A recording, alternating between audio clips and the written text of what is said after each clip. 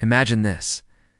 Less than 30 years after America won its freedom, the young nation is back on the brink of war with the mighty British Empire.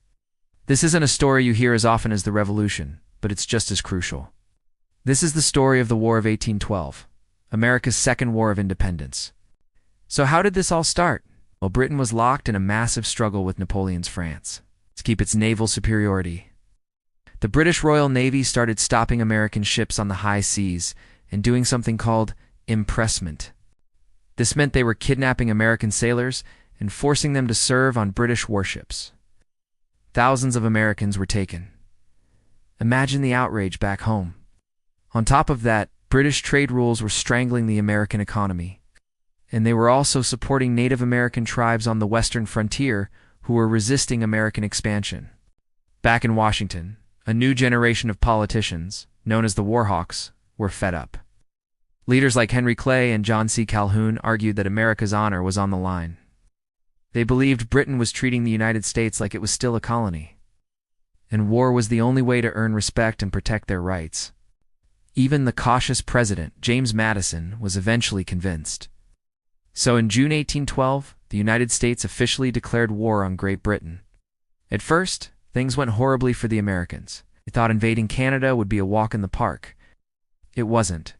Poor planning and inexperienced leaders led to a series of embarrassing defeats. But while the army struggled, the underdog American Navy started pulling off incredible victories at sea.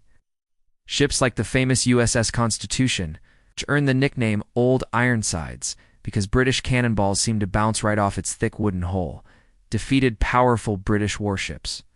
These victories were a huge morale boost when the country needed it most. The war dragged on, and then a major turning point. Napoleon was defeated in Europe.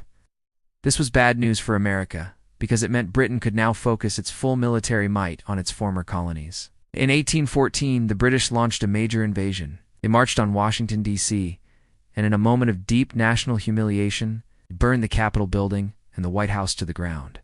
President Madison and his government were forced to flee the city. For a moment, it really seemed like the American experiment might be over. But then, the American spirit of resistance kicked in. The British next targeted the crucial port city of Baltimore. They bombarded Fort McHenry for 25 straight hours, pounding it with everything they had. But as the sun rose the next morning, the American flag was still flying defiantly over the fort. Watching this from a ship in the harbor was a young lawyer named Francis Scott Key. He was so moved by the sight of the flag surviving the brutal attack that he wrote a poem.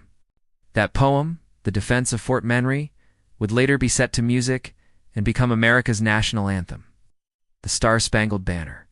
It became a powerful symbol of American endurance. Interestingly, while all this fighting was happening, diplomats from both sides were already in Europe trying to hash out a peace deal. In December 1814, they signed the Treaty of Ghent. The treaty basically called it a draw, ending the war and returning all conquered territory. It didn't even solve the main issues that started the war, like the impressment of sailors. But news traveled slowly back then by ship across the Atlantic. And before word of the treaty reached America, one last epic battle was about to unfold. In January 1815, a massive British force attacked New Orleans, expecting to crush the American defenders and seize control of the Mississippi River. What they didn't expect was General Andrew Jackson. Jackson had assembled a ragtag army of regular soldiers, frontiersmen from Kentucky and Tennessee, free black soldiers, and even pirates. They dug in and prepared for the attack. The result was one of the most lopsided victories in American history. The British suffered over 2,000 casualties, while the Americans lost fewer than 100. Even though the Battle of New Orleans was technically fought after the peace treaty was signed, it had a massive impact. It felt like a glorious, decisive win and sent a wave of patriotism and confidence across the nation. Andrew Jackson became a national hero, which would eventually propel him to the presidency. So, what was the real legacy of the War of 1812? On paper, it was a stalemate. But in reality, it was a profound victory for the United States. Britain would never again question American independence. A new, powerful sense of national identity was forged. Americans started to see themselves not just as New Yorkers or Virginians, but as Americans. The war also forced the US to build up its own manufacturing, becoming less reliant on Europe. It was the war that proved America wasn't just a fragile experiment. It was a nation that could stand up to the world's greatest superpower, survive, and come out stronger on the other side. It truly was America's second war of independence. Thanks for watching. If you found this piece of history interesting, don't forget to like this video and subscribe to our channel for more stories like this one. We'll see you in the next video.